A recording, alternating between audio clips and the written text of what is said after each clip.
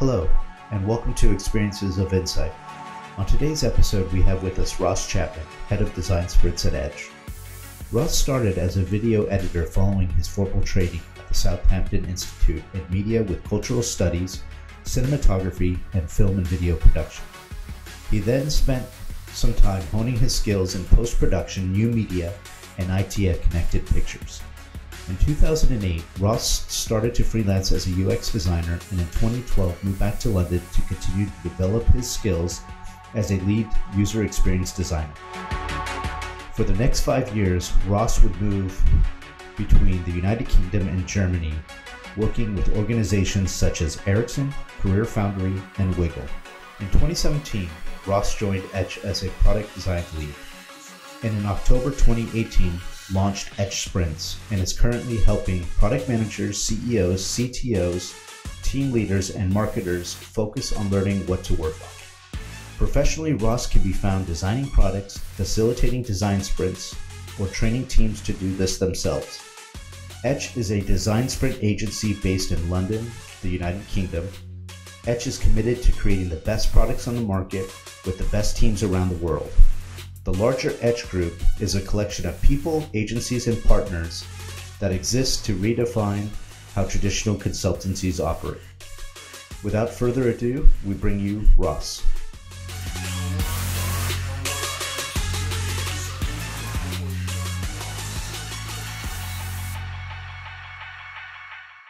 Hi, Ross. Hey, how are you doing? Great. How are things in London today? London is getting into spring. It is starting to look a bit brighter. We're starting to get kind of answers from where we want to go and what we want to do. And I think people are waking up to doing some really purposeful work around this time. So yeah, really, really good to be in London and really happy to talk to you two today. Speaking, let me just extend on that last point. So speaking of purposeful work, you have an international trip coming up, is that right? Yeah, I'm doing a little bit of a tour. So next week I'm going to Zagreb in Croatia to run a 2-day kind of intensive design sprint bootcamp. And after that, I'm going to Los Angeles in the States to do a few meetups. It's kind of a holiday, but I always like to keep purposeful and to reach out to people that I can learn from. So I'm hoping to meet a few people out there, and the many conversations that I have with people, I always get something new out of it. So yeah, doing a bit of a tour, and then it starts to settle down after April. All right. So let me ask you, what is it like running sprints in different cities? What do you have to take into account? How do you put together a sprint team? What changes do you have to make them successful? So at Etch Sprints, we either run sprints within our place in London. We've got a really nice space in Clerkenwell, which is kind of the quieter side of London, where we've got a sprint room and event space downstairs. And we also run them at teams' offices as well, because first of all, they're there, and second of all, it just makes things a whole lot simpler when people turn up right on the dot when you want to start solving problems. So we've either been at businesses in London or further afield, and what I find is that we started this journey quite a few years ago, but what I find is that to a point, you have to dictate who the team is. So we would start a few weeks beforehand and say, if we're starting to solve this problem, then we need people from this side of the business, as well as yourselves, and a decider, who's normally the person who kicks this whole journey off. But on early sprints, I found that we were just working with the same team that works together every day, and they weren't being bold enough. They weren't kind of looking at riskier options or trying new things. And I think when you get a good cross-section from a business, then you start getting some really tangible, bold ideas that you can test with people within a week.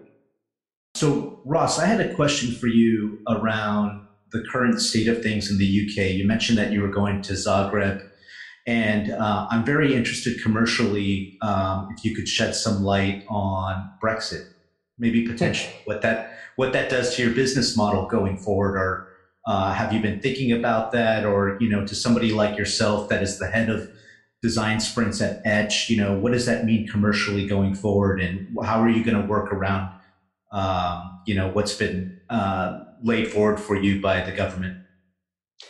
Yes. The answer is yes. No.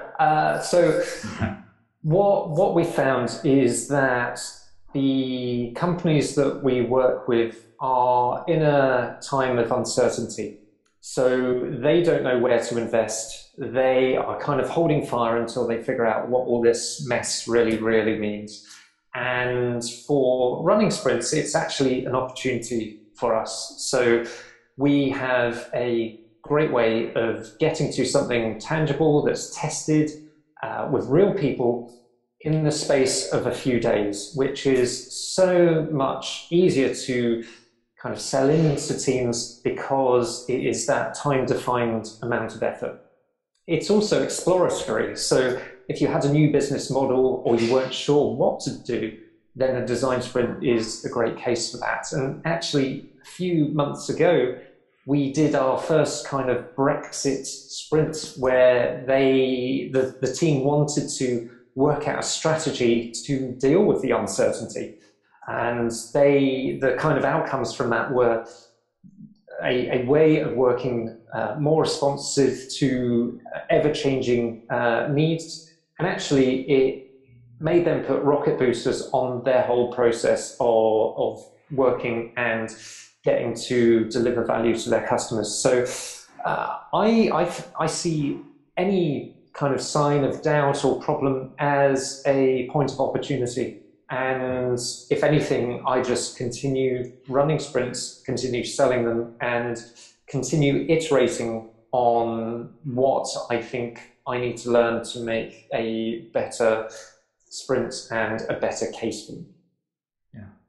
And then hopefully, maybe leveraging some of the tools and work around remote sprints might provide a solution to some of the immediate issues that would be confronting you for where you need to physically be or do business, or maybe some of the tariffs that would impact some of the revenue you would bring in as a firm commercially. Yeah, totally. I mean, we do run remote design sprints, and they run slightly differently, and there are synchronous and asynchronous activities that I described in a latest kind of Medium article. And what the advantage there is, and it's the advantage with remote, and you two would attest to this, is that you often are working with the best people rather than the people that are on your doorstep. So as a kind of future long-term strategy, remote is a really good idea. And what we want to do is start developing value and innovation without any barriers to entry, because the sprint, as kind of written about, is supposed to be used for any team. So if you're a distributed team, or you're working with a set of people the other side of the world, then the sprint should work for that. So we kind of have taken it on ourselves to work out what that looks like, and we've started running those with teams. Thank you. So let me ask you, there's been quite a few YouTube videos on growth sprints and growth hacking. What are your feelings on that? Growth is obviously a great area for businesses to look at. I mean, instead of doing a website redesign or doing some of the low impact pieces of work, growth really gives you the right activities to bring the business forward. So design sprints can be used for growth, and that's really one of the success kind of metrics that we look for. It's not just delivering a prototype and people looking at it and going, yeah, that's great, or I have problems with this, move on. a good design sprint has a success criteria. You know, it has that long-term goal of what we want to achieve in 2 years' time. And more often than not, that is growth in some area or not. And whether it's less reliance on our customer call center and more reliance on a more responsive remote way of working, or any number of kind of methods, I think that a design sprint is designed for solving problems, and one of those problems can be poor growth, or it can be a failing product or a failing feature. And that's one of the kind of valid use cases for the sprint. What would you say is the long-term goal for Ross Chapman? Great question. I've always wanted to be relevant. So I want to do the best work of my life with the best people, and for me to keep relevant, I keep on learning. And certainly one of the videos I want to make is to show people how to use Google, because it is all out there. You know, at any point where you want to learn something new, there's probably a YouTube video or an article written about it. So I just want to be a lifelong learner. I want to experiment, and really that means getting used to failure as well. So I try all number of experiments. One of the cases is sometimes we run public events where we bring people in and we show them a kind of introduction to the design sprint.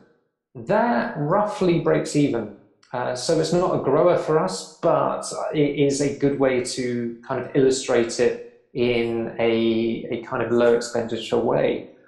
I think there's still more improvements to make, and really what I find useful in what I get to do is that Etch as a group has kind of let me run with design sprints. You know, I asked the management team in October, I kind of just like doing this. I think it has great value. It gives people a way of working, and they don't have to figure that one out. They just need to fill it with their problem.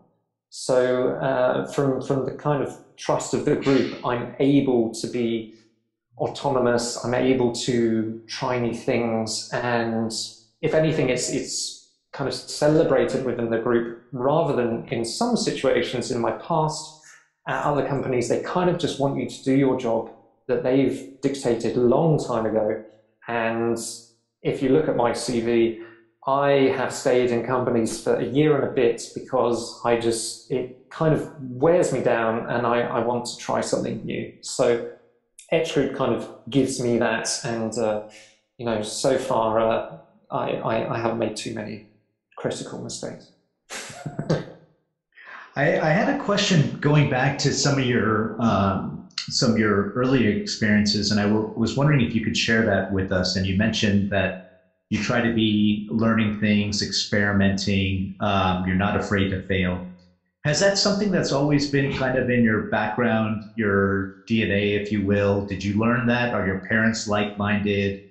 Was there some experience that you had in your life that kind of, or maybe a book that you read, or a person that you talked with, or a mentor that you had that really encouraged that influenced you to think that way? I'm interested to hear the personal side of that, of how you came to that point. It's, you know, as I mentioned, we want to share your experiences, and I was wondering if you could talk to us a little bit about that as well.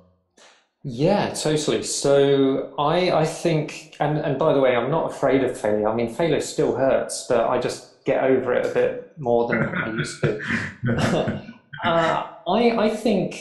I think really my attitude to work and to do the best work of my life has come from just life experience, going through roles. And I think at a point I worked out that I was seeing a lot of benefits and a lot of results from actually pushing a certain way that hadn't been done before.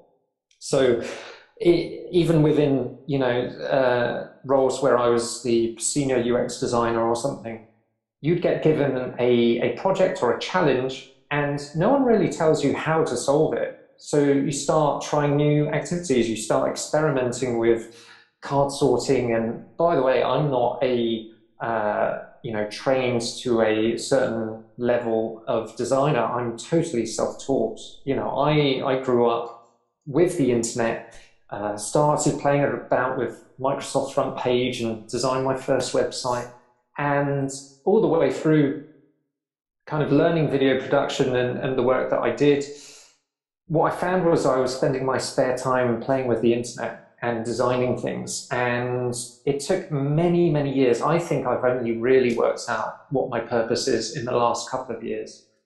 That I found that I was spending my free time doing that, and over the kind of length of a few roles, I was able to transition to this self-taught thing called design, that I still kind of wear loosely. It's hard to describe yourself a designer when you've no formal training. But I was just able to build up the confidence, had a few reps of doing a few projects.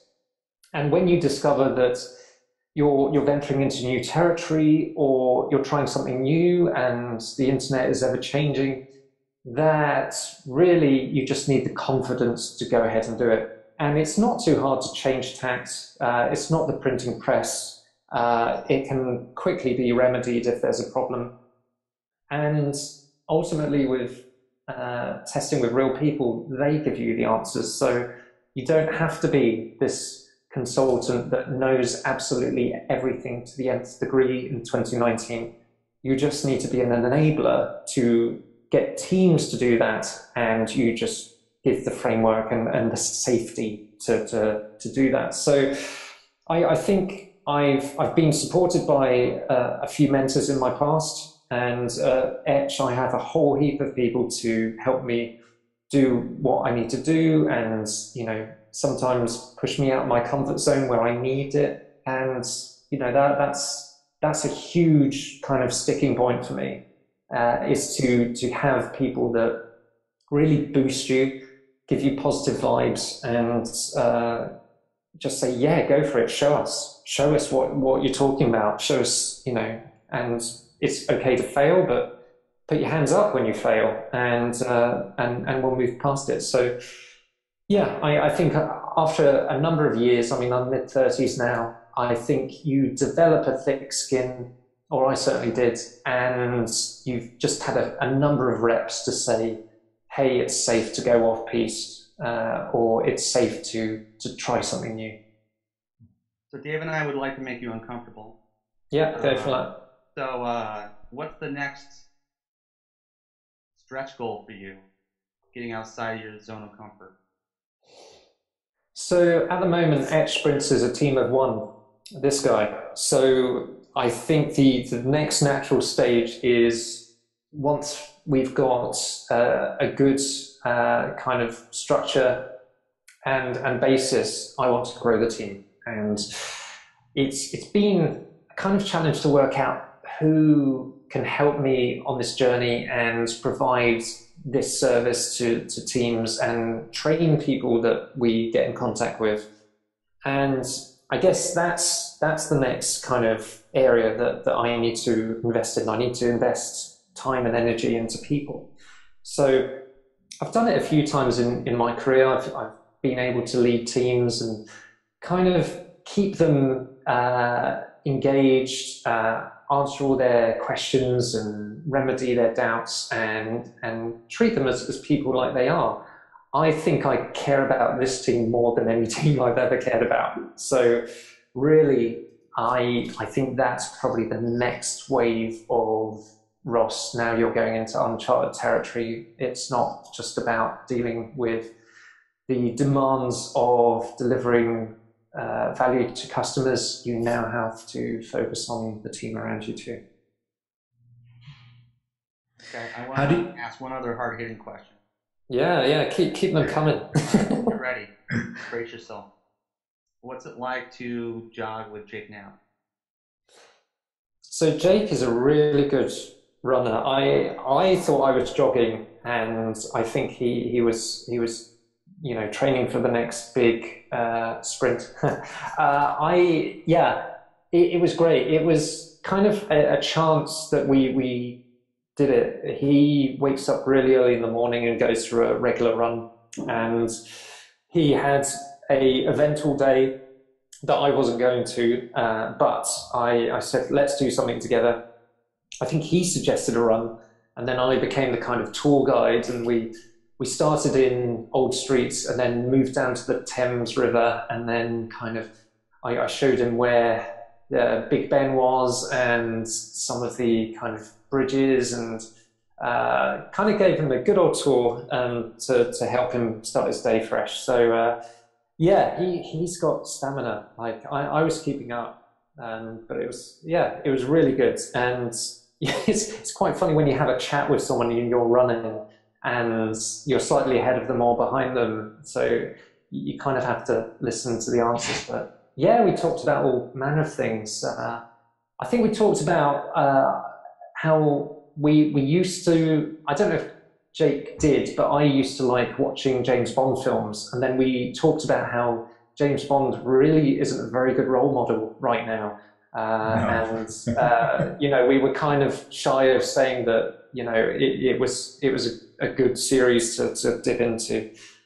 So that was one of the conversations, but it was very early, so that's probably all I remember from it. It's funny that you mentioned that. I was talking to somebody, a few people last night, and somebody brought up the example of Elon Musk, and another person in the group that we were talking about, probably for similar reasons that James Bond is not a good role model in this day and age. The concept of the one person, show doing it all, and taking and shouldering all this burden and everything is just not a good example in this day and age. Or that was one of the points of one of the people that we were talking about. But I too, I am a huge James Bond fan. I grew up in the time of Roger Moore myself, so I love it. It's kind of like when you watch it now in today's context, it does feel a bit uncomfortable. I think my favorite for a while was Timothy Dalton, and I love that kind of secret agent thing, and I wouldn't mind doing that. And now it just seems like he's this huge womanizing kind of cad that goes from country to country, fooling everyone. And I do question his morals. Yeah. I have a question for you. One of the things that I mentioned to you previously on a couple of occasions that really stuck out and really hit a thread for me and definitely was appealing to me and drew me to you and your message and your content. It was that video that you posted after the Sprint conference in October out in San Francisco, around how you were going to go all in, and it seemed like it had been after you had done some soul searching. It seemed like, and you mentioned that you've walked through your experience and you've done different things and you want to be in a constant state of learning. How frequently are you iterating with what makes Ross happy and where does Ross want to be? And is there anything you could share with the audience out there and the listeners? Any suggestions? I know you mentioned that you want to be continually learning as well as experimenting. Anything you would like to impart or any lessons learned that you'd like to share with people out there? Yeah, sure. And thank you for being one of the few people that probably watched that video.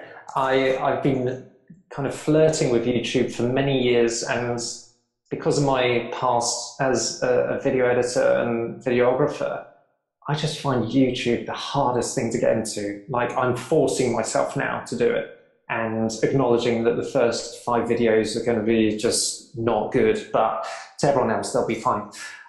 So thank you for that. I'm not an Energizer bunny. Like, I'm not on it 24/7. The weekends is the kind of anti-Ross. Like, the person that gets up in the morning, goes to work, makes things happen. On Saturday and Sunday, you wouldn't recognize me. I'm pretty much moping about in slippers. On a Sunday afternoon, I'll make a pear and chocolate crumble for my family, and light a fire and go out for kind of bike rides with my children. And, you know, it's not, you know, 24/7. I'm not hustling like Gary Vee says that I should be all the time. I'm probably pretty lazy. But what I am doing is, you know, my mind's always whirring because I don't have this work-life balance. To me, it's just one thing. So when I have a free moment, I am thinking about work because it's something that I really enjoy. I love doing what I do. And I keep on thinking of ideas. I make a note of them. And no way is it perfect. I mean, my backlog of items on Trello is just, it goes to infinity. At least it seems to. But I'm really comfortable with where I am. I think people around me in Etch would say I often make myself vulnerable by trying new things, but I'm getting comfortable with that.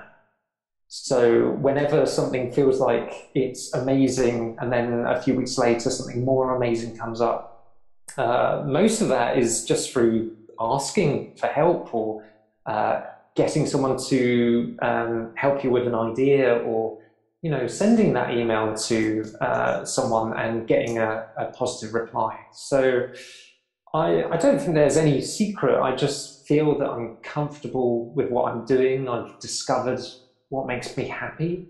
Yes, there are hard days, and, you know, some things really get me down, like household DIY. Like it is the total bugbear of my life when my fence falls down in a storm, or, you know, that gate that keeps on sticking. I can't get my head around it.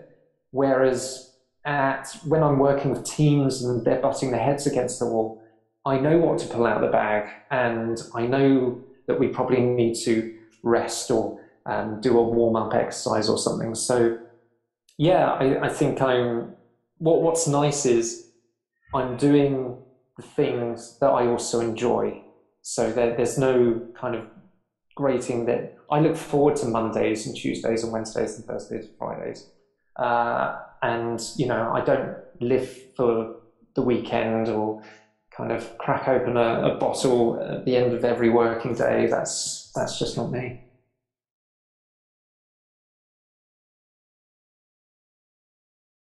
Emotionally in touch, having emotional IQ is really important. Is that basically what you're saying, to optimize teams and get the most out of them?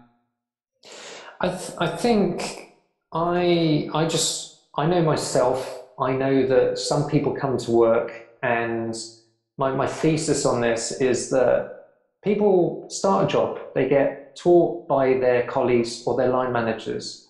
And where do they get taught? From their line managers and their colleagues. And so no one really questions why they're doing something a certain way. And some people don't know what comes after them in the chain or before them in the chain. And that's what I love about these kind of light bulb moments within the work that I do with teams, is that when you do get that cross-section together and you do explain how we solve problems through customer services, or this is how we make money.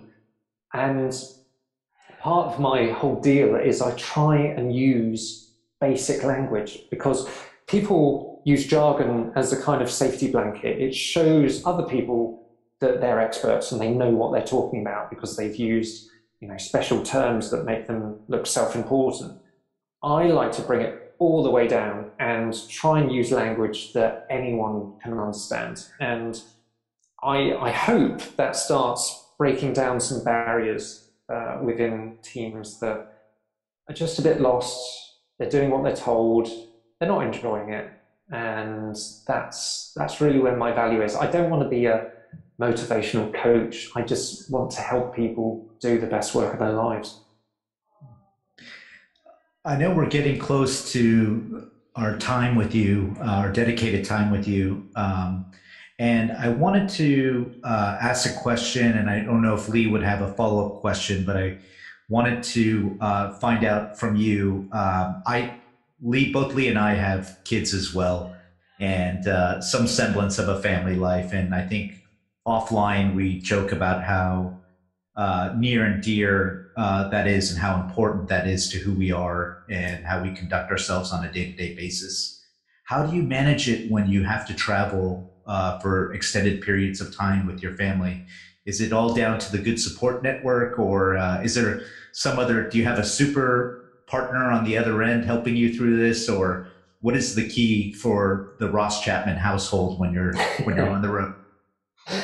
Well, it's certainly not the Ross Chapman household. It is a family that probably know each other enough to know what's working. So I rely a lot on the support of Steph, my wife. She is just amazing and knows that the work that I do and the things that I do are always towards my motivations, but also when there's a happy Ross, there's a happy rest of family. You know, we've been together for a number of years. We've got children that are kind of 10 and 8 years old, and we're just very in tune with each other and what's working. So we do get help with children pickups from school because this is the stupid thing. School finishes at 3:30. Everyone else finishes work at 5:30 or 6.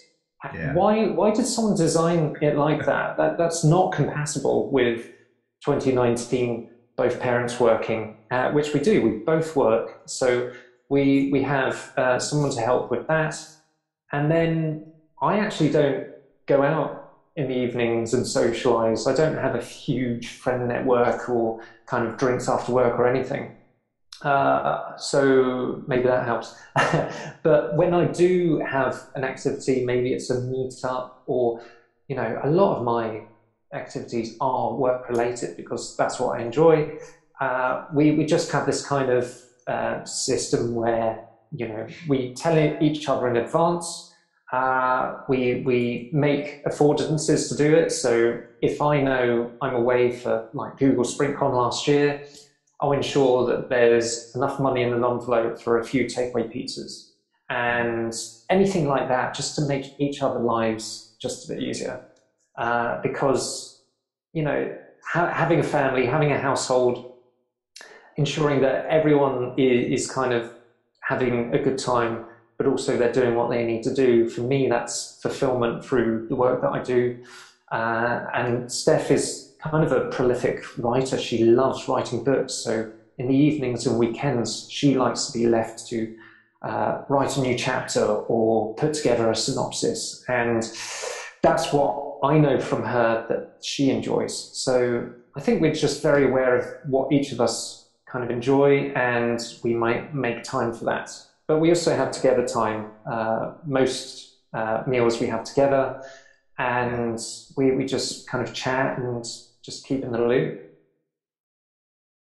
My last question, and then I'll turn over to you, Dave. So how do you manage your attention on social media? There's so much going on.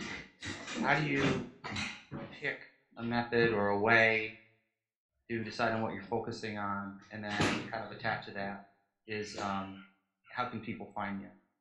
Yeah, so my relationship with social media is hard to describe.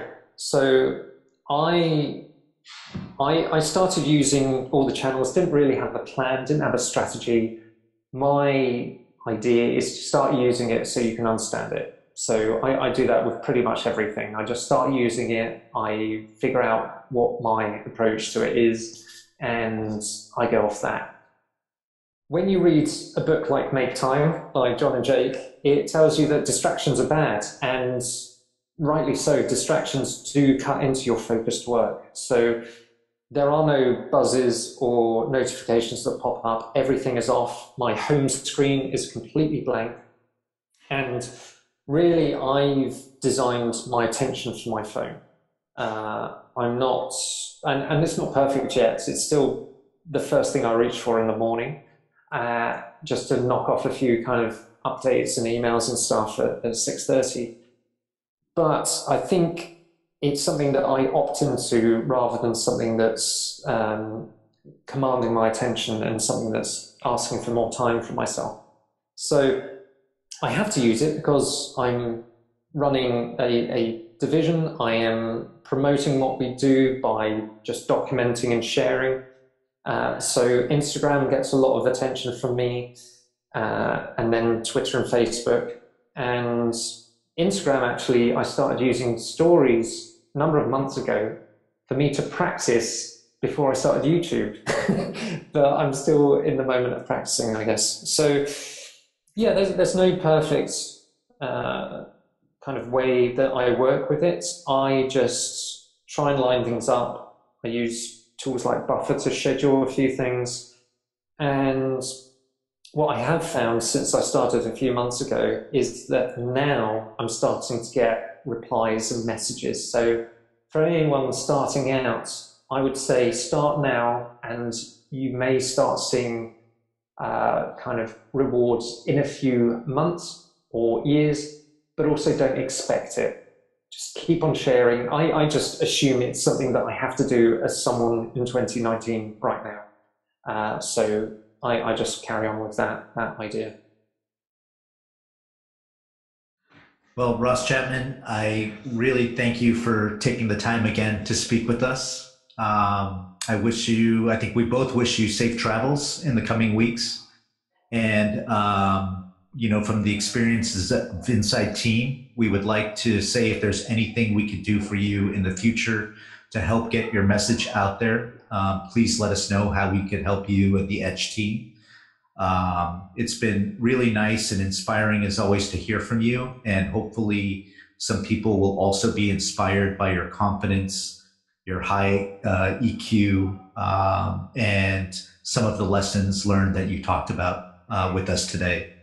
No worries. Thank you. And thank you for kind of inviting me on. And one thing I'd leave with is that sometimes people put a barrier in front of themselves to reach out. I can be reached on pretty much every social media out there, on LinkedIn messages, on email, wherever. So don't worry about making the leap. Go and ask someone for help, and just keep on keeping on. Thank you. No worries. Thanks. On behalf of the Experiences of Inside Team, we'd like to thank you for taking the time to listen to this episode. We hope that it was value added and that you continue to check out our content. Have a nice day.